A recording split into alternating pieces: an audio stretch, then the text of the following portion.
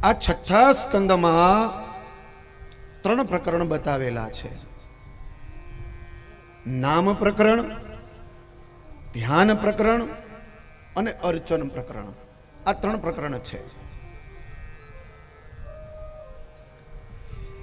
એમાં સૌથી પહેલે નામ પ્રકરણ બતાવેલું છે. એમાં અજામિલ આખ્યાન બતાવ્યું છે.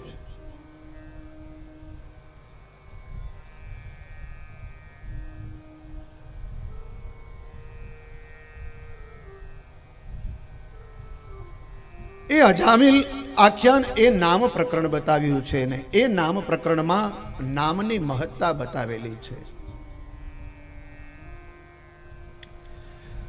અજામિલે ઘણા બધા પાપ કર્યા છે, પણ સંતો એના ઘરે આવ્યા અને ભગવત નામની દીક્ષા એની પત્નીને આપી છે.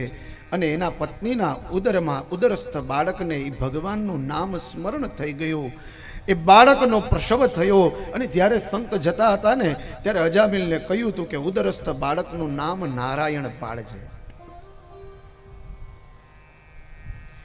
અને સંતના કહેવાથી એ અજામિલે કહ્યું હતું કે હું મારા બાળકનું નામ નારાયણ પાડીશ.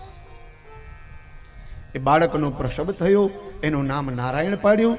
અને નારાયણ નાનાથી મોટો સુધી થયો ને અજામિલના મુખમાં નારાયણ નારાયણ નારાયણ નારાયણ નામ લેતો હતો એના દીકરાનું.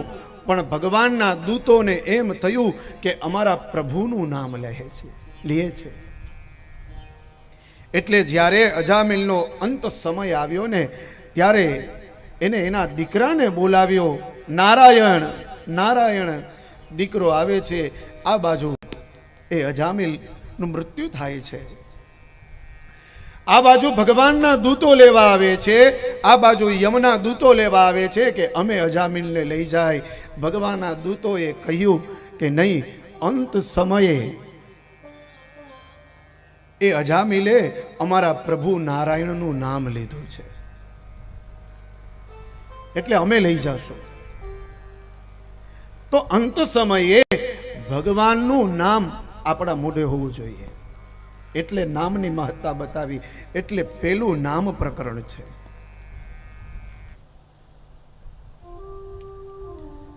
આ કથા મને ને તમને એ સૂચવે છે કે આપણે આપણા બાળકોના, આપણે આપણા પૌત્ર કે પૌત્રી હોય, દીકરાના ઘરે દીકરો હોય કે દીકરી હોય, એનું નામ આપણે કેવું પાડવું.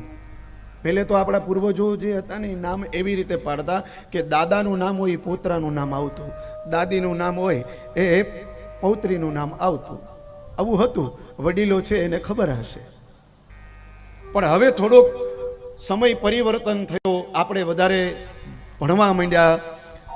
બીજું, આપણે વધારેમાં વધારે જે પાશ્ચાત્ય સંસ્કૃતિ છે એને અપનાવવા માંડ્યા, વિદેશના સંસ્કાર છે એને અપનાવવા માંડ્યા. ફિલ્મોમાં જે આવે છે એ જોવા માંડ્યા, સિરિયલોમાં જે આવે છે એ જોવા માંડ્યા. એટલે હીરો હિરોઈનના જે નામ હોય ને એ આપણા બાળકોના નામ પાડવા માંડ્યા. નામની મહત્તા જતી રહી. રિતિક રોશનનું નામ ક્રિસ છે એટલે આપણે આપણા છોકરાનું નામ ક્રિસ રાખીએ.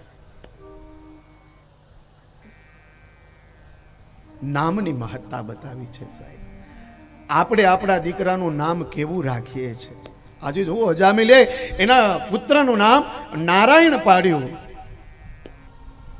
અને એમાં આપણે તો બ્રાહ્મણ છીએ, આપણે તો ખાસ ખબર હોવી જોઈએ આપણે આપણા બાળકોના નામ કેવા રાખવા જોઈએ. આ ભગવાનના 1000 નામ છે. આપણે બોલીએ ને હરિ તારા છે 1000 નામ. અને ન આવડતા હોય તો ગામમાંથી પુસ્તક લઈ લેજો. આપણે સત્યનારાયણ દેવની કથા કરીએ, 1000 પત્ર ચડાવીએ છીએ, એમાં એક એક નામ છે. ઓમ વિશ્વસ્મૈ નમઃ, ઓમ વિષ્ણવે નમઃ, ઓમ વસટકારાય નમઃ, ઓમ ભૂતકૃતે નમઃ, ઓમ ભૂતભૃતે નમઃ, ઓમ ભૂતભાવનાય નમઃ, ઓમ પરમાત્મને નમઃ. આવા 1000 નામ બતાવેલા છે. એ 1000 નામ 12 રાશિઓમાંથી છે. તમને જે નામ ગમે એ નામ પાડી દેવાનું. શાસ્ત્રીજી છોકરાનું તો બરાબર, પણ દીકરીનું તો કે માતાજીના 1000 નામ છે, શિવના પણ 1000 નામ છે, ગણપતિના પણ 1000 નામ છે. અને આપણે એટલા બધા મૂર્ખાઓ હવે થઈ ગયા છે કે ફેસબુકમાં અને ટ્વિટરમાં અને ઇન્સ્ટાગ્રામમાં ને એમ નાખીએ કે મારા ઘરે દીકરાનો જન્મ થયો છે, તમે દીકરાને કે દીકરીનું નામ બતાવજો, આ રાશિ આવી છે. એટલે તારા મા બાપને પૂછ ને, ગામને શું કામ પૂછે છે?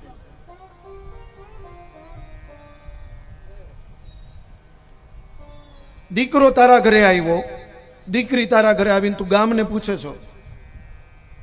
જેને કાંઈ ખબર નથી પડતી એને તું પૂછે છો?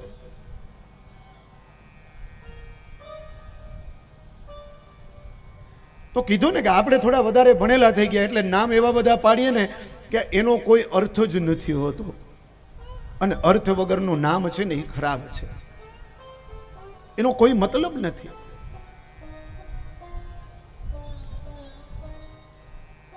એટલે કેવા કેવા નામ સરસ મજાના પડતા હે. આપણે તીર્થના, નદીઓના નામ આપણે દીકરીઓના પાડતા હે.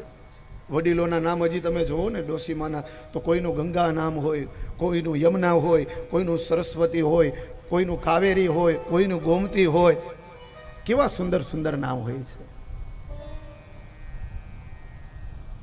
હવે તો કે શ્રેષ્ઠમાં, અરે વાહ,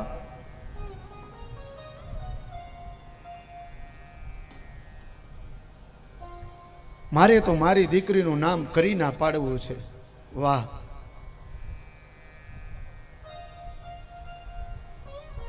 આપણે ધીરે ધીરે આપણા સંસ્કાર ભૂલતા જાય છે.